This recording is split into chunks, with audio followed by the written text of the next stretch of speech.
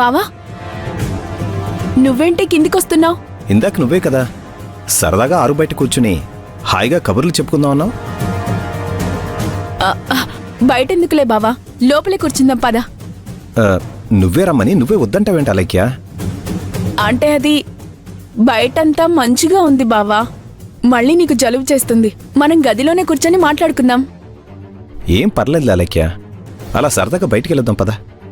వద్దు బావా, ఆ చలికి నీ ఆరోగ్యం పాడైతే నేను తట్టుకోలేను. పద మన రూమ్కి వెళ్దాం. అలైక్య పద.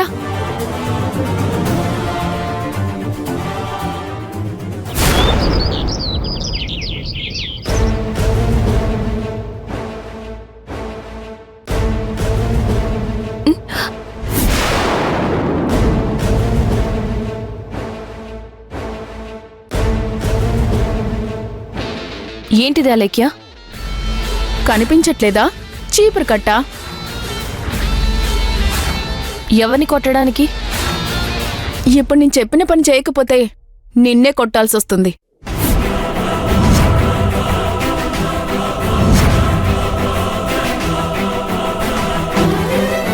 ఏం మాట్లాడుతున్నావు అలైక్య? నువ్వు చెప్పిన పని నేనెందుకు చేయాలి? ఎందుకంటే నేను పని మనిషిని పని మానిపించాను కాబట్టి, ఈ ఇల్లంతా నువ్వే ఈ చీపురు కట్టెతో ఊడవాలి కాబట్టి. ఈ ఇంటి పెత్తనం నా చేతుల్లో ఉన్న కారణంగా నేను చెప్పిన పని చేయనని మొండికేసే వాళ్ళని దండించే అధికారం నాకుంది కాబట్టి. సరే, మాధవ్కి కాఫీ ఇచ్చొచ్చాక అలాగే శుభ్రం చేస్తాను. మీ ఇంట్లో కూడా ఇల్లు వాకిలి ఊడ్చుకోకుండానే వంట వార్పులు చేసుకుంటారా? చదువుకున్న దానివే కదా, ఆ మాత్రం జ్ఞానం లేదా?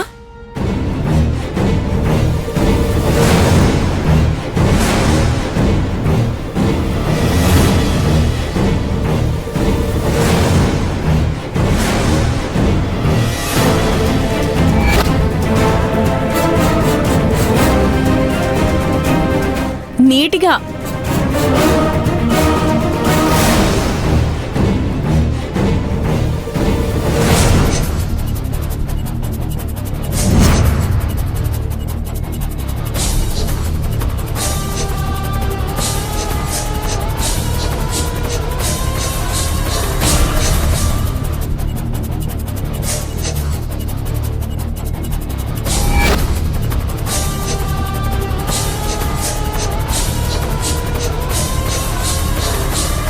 ఏయ్, చీపురు కట్టతో ఇళ్లంతా ఊడమంటుంటే పని చేయకుండా అలా దిష్టిబొమ్మలా నిలబడతావేంటి?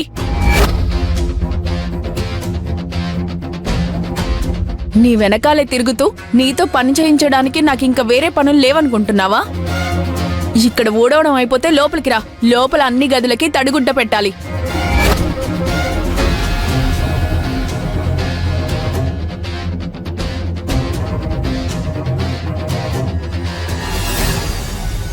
ఏయ్, ఏం చేస్తున్నావు?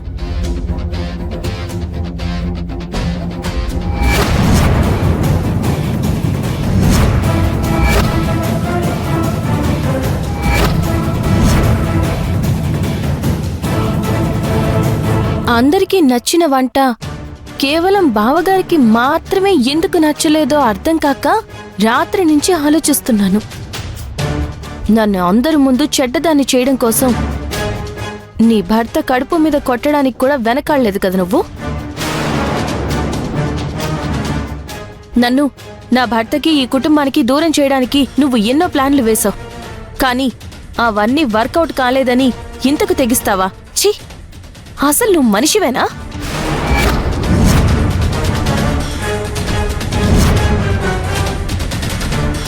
తెలిసిపోయిందా? ఈ ప్లాన్ కూడా తెలిసిపోయిందా నీకు? నా ప్లాన్స్ అన్నీ తెలుసుకున్నా కూడా నువ్వేం చేయలేవే. ఎందుకంటే నా గురించి బ్యాడ్గా చెప్తే మా బావ నమ్మడు. నాపై లేనిపోని నిందలేస్తున్నావని నమ్మి ఇంట్లో నుంచి వెళ్ళిపోదామంటాడు. అప్పుడు ఈ కుటుంబం మొత్తం చీలిపోతుంది.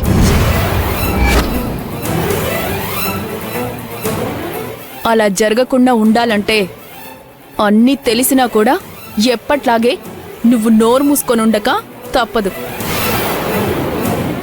అర్థమైందా? అర్థమైంది.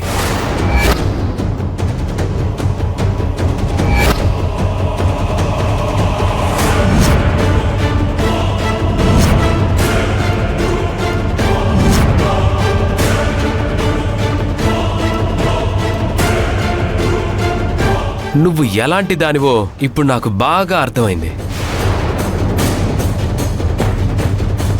తోడి కోడల్ని సొంత చెల్లెల్లా ప్రేమగా చూసుకోవాల్సిన నువ్వు పని మనిషి కంటే హీనంగా చూస్తున్నప్పుడే ఏదో తేడా ఉందని అనుమానం వచ్చింది వదినా.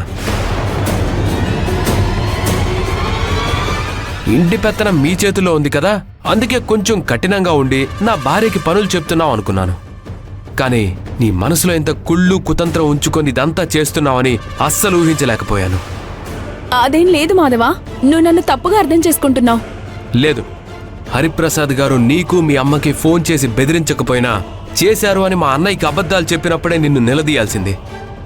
కానీ మా అన్నయ్య బాధపడతాడని వదిలేశాను.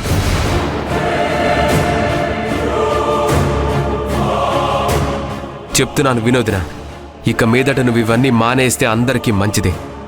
లేదంటే అన్నయ్యతో చెప్పి పంచాయతీ పెట్టాల్సి వస్తుంది.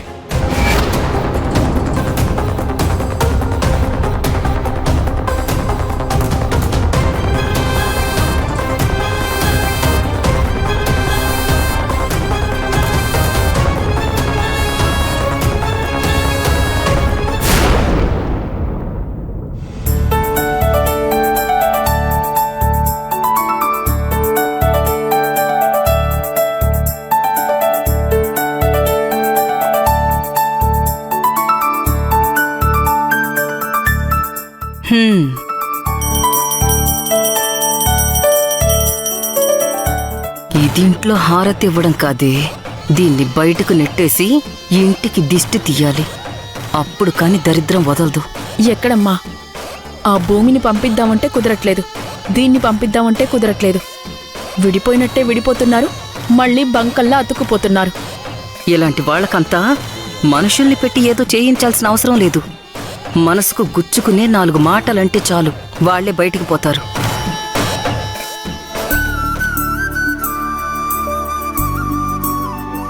అలేఖ్య, హారతి తీసుకో. తీసుకోమ్మా, తీసుకో. అదేంటమ్మా అలా వంకరగా మాట్లాడతావు? మరి ఇంకెలా మాట్లాడాలే? హారతిస్తుంది ఎవరు? మహాలక్ష్మి.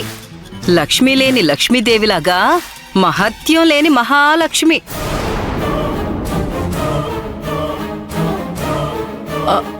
అంటే ఏంటమ్మా నీ ఉద్దేశం? ఇక ఉద్దేశాలే ఉంటాయమ్మా, ఉన్నమాటే అంటున్నాను. ఓ అవునులే, పెళ్లి చేసుకొని 4 రోజులు కాపురం చేయకుండానే మొగుడు దూరంగా వెళ్ళిపోయాడు. అందుకే పెళ్ళై ఇన్ని రోజులైనా పిల్లా జల్లా లేరు. ఇక ఇలాంటి వాళ్ళిచ్చే హారతి వల్ల ప్రయోజనమే ఉంటుంది అంటావు, అంతే కదా?